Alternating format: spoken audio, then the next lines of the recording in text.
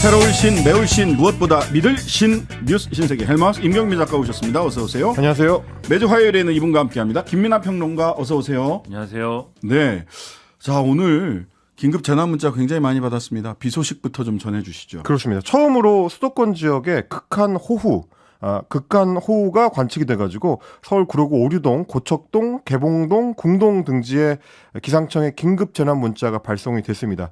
극한 호우라는 게 이제 뭐냐면 1시간 동안 50mm 이상이 내리거나 혹은 3시간 동안 90mm 이상이 비가 내리거나 혹은 1시간 누적 강수량이 72ml를 넘었을 때 그럴 때를 이제 극한 호우라고 해가지고 이제 재난 문자를 발송을 하는데요. 지금 그 누적 집계된 거에 따르면 서울 구로구 공동 같은 경우에 72mm, 서울 금천구 독산동이 68mm 등등 각 지역별로 집중호우가 쏟아진 곳이 있었습니다. 현재 우리 이제 한반도 같은 경우 대기 불안정이 굉장히 좀 급격해져서 시시각각 만들어진 비구름대가 중부지방을 중심으로 해가지고 국지적인 게릴라성 폭우를 쏟아내고 있는 중이고 지금 전국 대부분 지역에 호우 경보나 혹은 강풍 경보가 발효되어 있기 때문에 꼭 재난 문자를 받으신 분이 아니더라도 가능하면 이 주변 하천이 넘칠 수 있는 곳에는 외출을 하지 않으시는 거를 권유를 해드리겠습니다. 왜냐하면 오늘 오전에도 경기도 여주시에서 하천변을 산책하던 70대 남성이 급류에 휩쓸려서 사망하는 안타까운 사고가 있었기 때문에 오늘 저녁에서 이제 내일 새벽에 걸쳐가지고 집중호우가 국지성으로 많이 내린다고 하니까요. 조심을 하시는 게 좋을 것 같습니다. 예, 퇴근길 기상정보 확인하시면서 안전 유의하시고요. 밤에도 비가 많이 올 수 있으니 저지대 그리고 침수, 상습 침수구역 주민 여러분들 잘 유의하시고 기상정보에 귀를 기울여 주셨으면 좋겠습니다. 자, 이해찬 전 대표가 수사 대상에 올라갔습니다.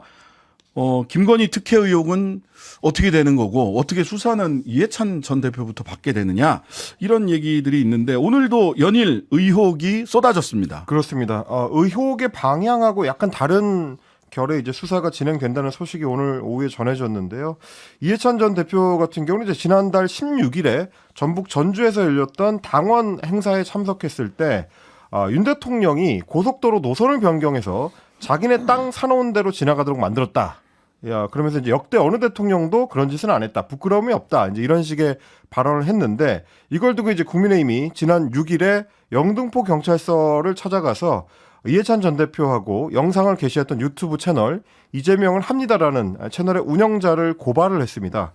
그래서 이게 이제 영등포 경찰서에 접수가 된 거를 서울경찰청 사이버범죄수사대에서 넘겨받아가지고 정보통신망법상 허위사실 유포에 따른 명예훼손 혐의로 지금 이제 수사를 검토하고 있다라는 소식이 전해졌고요. 추가로 오늘 오전에는 국민의힘 과방위 간사를 맡고 있는 박성중 의원 언론 관련해서 이제 발언을 자주 하는데 오늘도 16건의 서울 양평고속도로 관련 보도를 표로 정리해가지고 직접 제시를 하면서 굉장히 좀 강하게 비판을 했습니다. 윤 정부를 악마화하기 위해 양평고속도로 음모론과 가짜뉴스만을 생산하는 좌편향 언론 매체 끝까지 책임을 물을 것이다 라고 이야기를 하면서 각오하라고까지 했는데요. 이제 비판한 내용들을 좀 뜯어보니까 일테면 이제 각 신문의 헤드라인, 그러니까 제목을 가지고 이야기하는 것들이 좀 눈에 띄었습니다. 예를 들면 경향신문의 7일자 보도, 김건희 라인 논란 통째 덮은 원희룡이라는 제목의 기사인데 이게 좀 제목이 양쪽 시각을 담지 않고 한쪽 주장만 담았다라고 하면서 교묘하게 사안을 왜곡했다 이렇게 규정을 했고요. 비슷하게 한겨레의 7일자 보도, 김건희 특혜 말 나오자 1.7조 국책사업 백지화라는 제목을 문자에 삼았고 KBS 같은 경우는 김건희 일가 특혜 의혹 양평고속도로 백지화라는 제목에서 김건희 일가 특혜 의혹이라는 부분을 좀 문제를 삼았습니다. MBC도 마찬가지로. 뭐라고 써야 됩니까? 의혹이라고 썼는데 왜? 네. 특혜라는 말이 들어가서 그렇습니까? 아니면 김건희라는 세 글자가 들어가서 그런 건가요? 글쎄요, 어떻게 제목을 달아야 될까요? 특혜가 의심된다는 사람도 있다. 이렇게 제목에다 써야 될까요? 아니라고 얘기하는 사람도 있다. 이렇게? 특혜라고 하지만 아닐 수도 있다. 뭐 이렇게 달아야 될까요? 제목을 뭐 어떻게 해야 될지 모르겠네요. 그리고 이게 이제 뭐랄까요? 이제 각 언론에서 어떻게 기사를 쓰고 그걸 요약해야 되는지에 대해서 약간 박성중 의원이 오해를 하고 계신 것 같은데 네. 어떤 언론 매체든지 간에 완전히 중앙에 서가지고 양쪽 의견을 다 담는 게 보도가 아닙니다. 상황에 따라서는 이제 논조를 명확하게 드러내는 게 언론의 이제 편집 방향일 수도 있고요. 어떻게 편집하는지에 대해서 국회의원이 나서가지고 일일이 이거는 단어를 쓰면 되고 안 되고를 따져주는 거는 엄밀히 말하면 편성 권한이나 혹은 편집 권한을 침해하는 게 될 수 있거든요. 검열이에요. 사후 검열.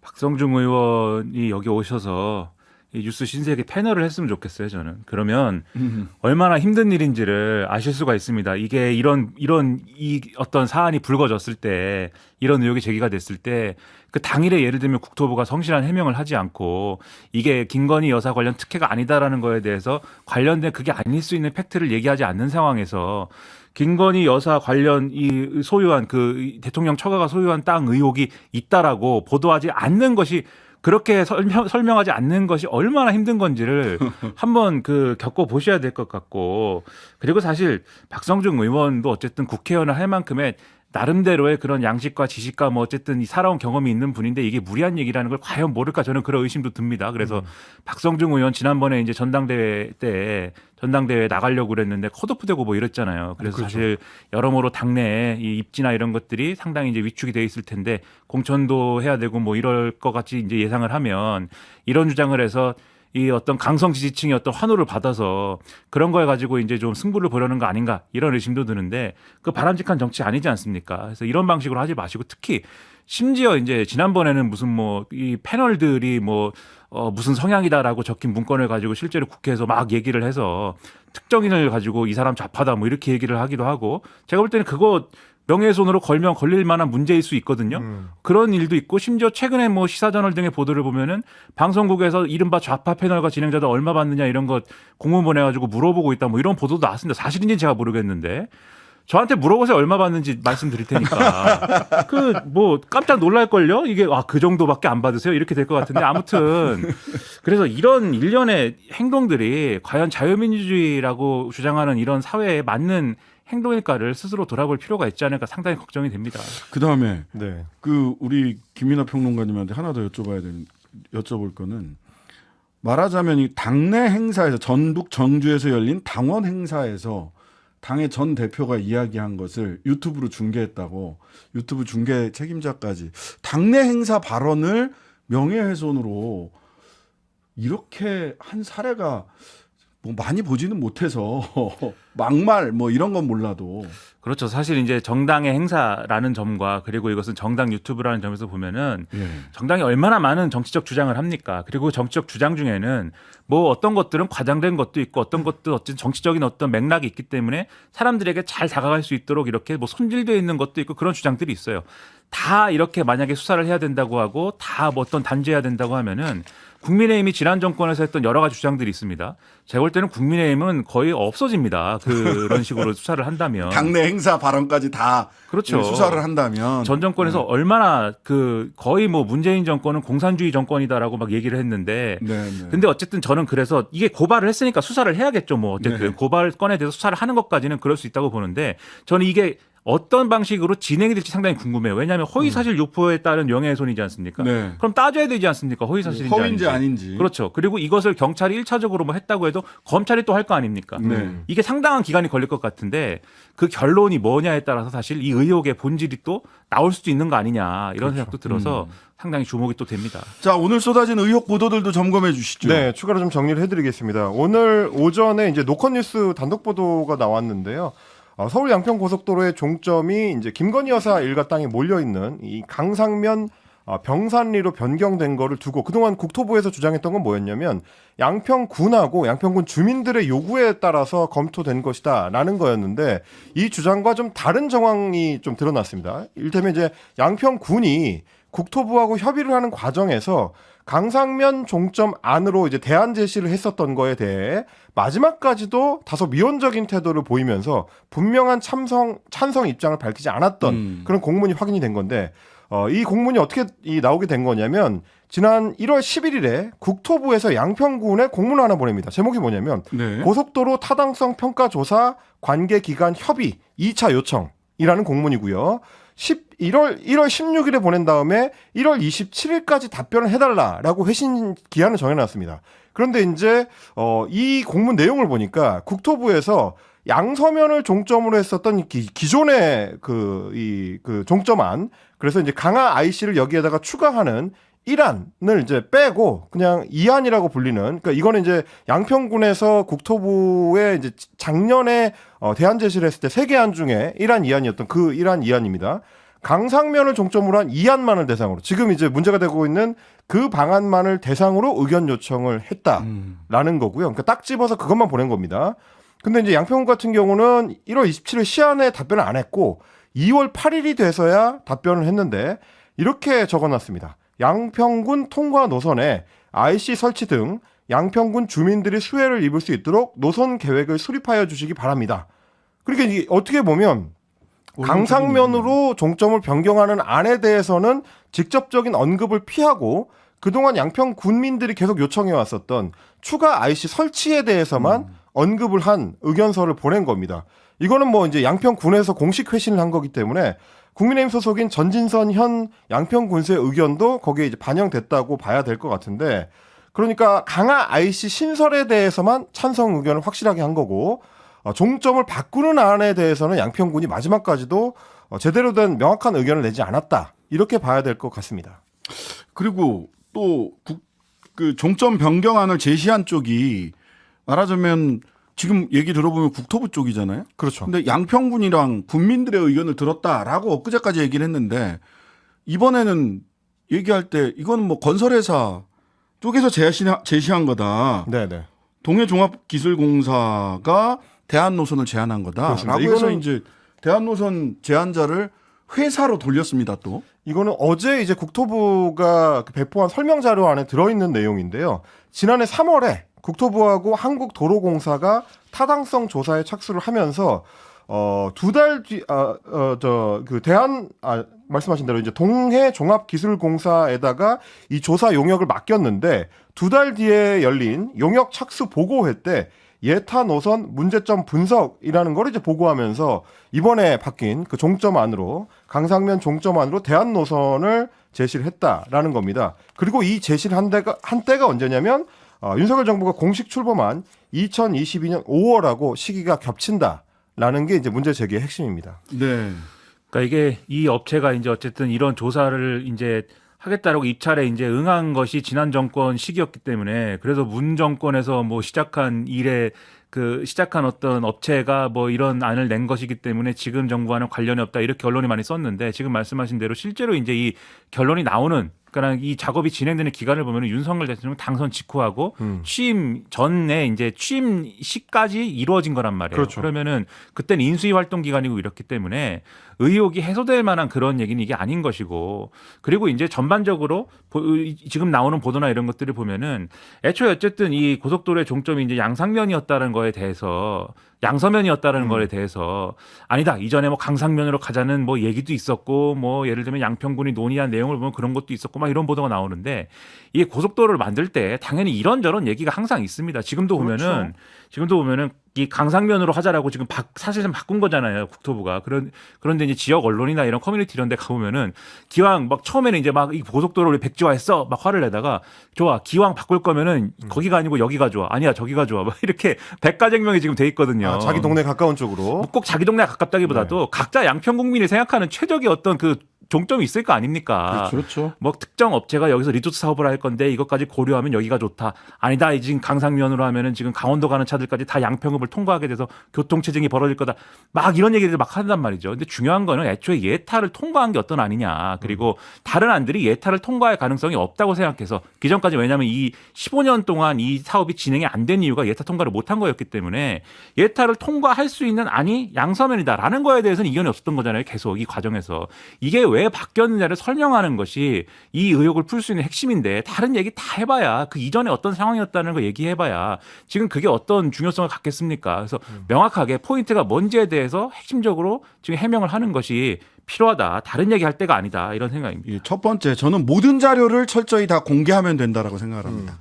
예. 이런 공문이 왔다 갔다 한 얘기가 왜 이렇게 자꾸 뒤에 추가 취재로 나와요? 한꺼번에 다 내놓으면 되잖아요. 그다음에 두 번째, 예타안을 제가 찾아봤어요. 서울 양평 고속도로 건설 사업 2021년도 예비 타당성 조사 보고서 무려 455쪽짜리입니다. 표지 포함해서. 여기서 엄청난 분석을 했어요. 그럼에도 불구하고 지금 예타가 지금 강상면으로 가는 게 더 좋다. 경제적으로도 뭐 환경적으로도 막 좋다고 이야기를 국토부에서 차관이 나와가지고 대통령 비서실에 있다가 이번에 임명된 차관이 나와서 막 이야기를 한단 말이에요. 그러면 이전 455쪽짜리 예타안 작성한 사람들 그리고 이 사람들은 굉장히 무능력한 사람이잖아요. 감사해야죠. 감사하면 뭐합니까? 이렇게 단 며칠 만에 강상면이 최고의 아니다라고 이야기를 할 수 있는데 불구하고 10년 동안 455쪽짜리 예타안 만들면서 이거 뭔가 뭐 문제가 있는 거 아닙니까? 이 사람들 감사해야죠. 그리고 또 하나. 감사원이 바빠요 지금. 예. 그다음에 양평군수 봐주기라며 양평군수 노선이라면서요. 원안이 양평군수의 사적 이익을 위한 전 아니라면서요. 양평군수안. 수사해야죠. 지난 10여 년 동안 양평군수 한 250평 다 합쳐봐야 한 400평 정도 되는 땅값 올려주려고 455쪽짜리 예타안 만들고 10여 년간 그거 추진했던 사람들 수사해야 되는 거 아닙니까? 근데 진짜 그렇게 말씀하시면은 감사원이 실제 감사를 할 수도 있을 것 같다 이런 생각도 들고 그냥 뭐 다 감사하니까 요새는 그리고 수사는 제가 볼 때는 그런 의혹이 있으면 수사를 뭐 할 수도 있는데 근데 잘 봐야 될 거는 이제 그런 의혹을 주되게 제기한 게 이제 보수 언론을 중심으로 해가지고 막 제기를 한 거잖아요. 근데 그 보수 언론의 보도의 논조나 이런 걸 잘 보면 그래서 민주당의 비리다라고 보도하는 게 아닙니다. 그렇게 따지면 김건희 여사 특혜론이라고 하면 그걸 전제로 하면 이것도 특혜가 아닐까요? 뭐 이런 보도예요. 그래서 이런 내용을 볼 때 수사를 할 가능성은 없는 것 같다. 누가 고발하지 않으면 그러니까 그런 생각입니다. 그 국토부에서 강상면 안에 경제적, 환경적, 주민의 편익성을 강조하면 할수록 이전에 양서면 종점안을 입안하고 검토했던 사람들은 전부 다 감사받고 수사받아야 된다. 기사 나올 것 같아요. 신장식 감사 촉구, 양평군 감사 촉구. 뭐 시간이 얼마 남진 않았는데요. 그 윤 대통령 나토 순방 패딩과 아메리칸 파이만 남았다. 이런 평가가 있습니다. 첫날입니다. 지금 이제 리투아니아 수도 빌뉴스에 도착했는데 윤석열 대통령 관련된 첫날 공식 행보에 대해서 눈에 띄는 기사들이 주로 패딩과 아메리칸 파이 얘기뿐이어서 제가 좀 가져와 봤습니다. 일단 윤 대통령 관련 보도를 내놓는 그 기사들을 보면 빌뉴스 구시가지를 윤 대통령이 이제 시차 적응을 하기 위해서 이제 산책을 했다. 그런데 산책을 하다 보니까 미국 상원의원 피트 리케츠 상원을 만났는데 이도훈 대변인이 브리핑하기로는 그 당시 야외 식당에서 식사를 하고 있던 미국 대표단 직원들이 윤 대통령을 보고 아메리칸 파이 떼창을 했다라는 겁니다. 그만큼 또 이제 윤 대통령한테 이제 반가움을 표시하는 방법으로 이제 아메리칸 파이 떼창을 선택했다는 의미일 텐데 거기에 덧붙여서 그 주변에 있던 빌뉴스 시민들도 한국 대통령을 알아보고 손을 흔들면서 함께 이 노래를 불렀다라고 합니다. 굉장히 좀 감동적인 장면이었을 것 같다라는 생각이 들고요. 그리고 추가로 오늘 이제 다른 보도가 나온 거는 이때 이제 산책을 할 때 대통령이 입었던 옷이 뭐냐? 회색 경량 패딩입니다. 이 회색 경량 패딩 같은 경우는 대통령이 되기 전이었던 검찰총장 시절부터 즐겨 입었던 옷이고 2020년 총선 투표를 했을 때부터 자주 사진에 찍혔다라는 게 뭐 아시아경제라든지 헤럴드경제라든지 혹은 조선일보, 국민일보, 머니투데이 등등을 통해서 상세히 소개가 되고 있습니다. 이번 순방 같은 경우는 이제 가장 중요한 일정이 아무래도 기시다 일본 총리하고의 회담이 될 텐데 그런 얘기보다는 이제 패딩과 아메리칸 파이 떼창 쪽에 초점이 맞춰져 있는 것 같아서 좀 안타까운 생각이 좀 들었습니다. 애착 패딩이라고 애칭을 붙여주셨네요. 근데 이게 뭐 떼창, 뭐 패딩 이게 재미있는 얘기니까 기사로 쓸 수도 있다고 생각은 하지만 지금 보다 중점적으로 해야 될 거 우리가 나토 회원국이 아니지 않습니까? 그렇죠. 근데 거기 간 거잖아요. 그럼 그 이유가 있는 거 아닙니까? 그리고 거기서 논의가 주되게 될 게 물론 기시다 우미오 총리하고 만나는 게 우린 제일 중요하겠지만 그런데 그 나토 정상 회의 회의에서 하고 싶은 일들이 있는 거 아닙니까? 우크라이나 얘기를 해야 될 것이고. 엑스포 얘기도 있고요. 그렇죠. 근데 이제 그것도 사실은 나토 정상회의에서 최대로 하고 싶은 거는 우크라이나 전쟁 얘기일 거예요. 우리 그 전에 뭐 포탄을 지원한다 만다 이런 얘기도 있고 미국이 지금 집속탄을 지원한다고 그래갖고 논란인데 집속탄 지원하는 이유가 포탄이 모자라서 잘하지 않습니까? 이런 내용을 잘 분석을 해서 그럼 어떻게 우리가 하는 게 국익이 최소화되는 건지를 보도를 해야죠. 그것을 내일부터라도 좀 심도 있게 보도를 해 주십시오. 예, 뉴스 신세계 오늘은 여기서 마무리합니다. 헬마우스 임경민 작가 김민아 평론가였습니다. 감사합니다. 고맙습니다. 하루 종일 기다려지는 진짜 시사. 평일 저녁 6시 5분 신장식의 뉴스 하이킥.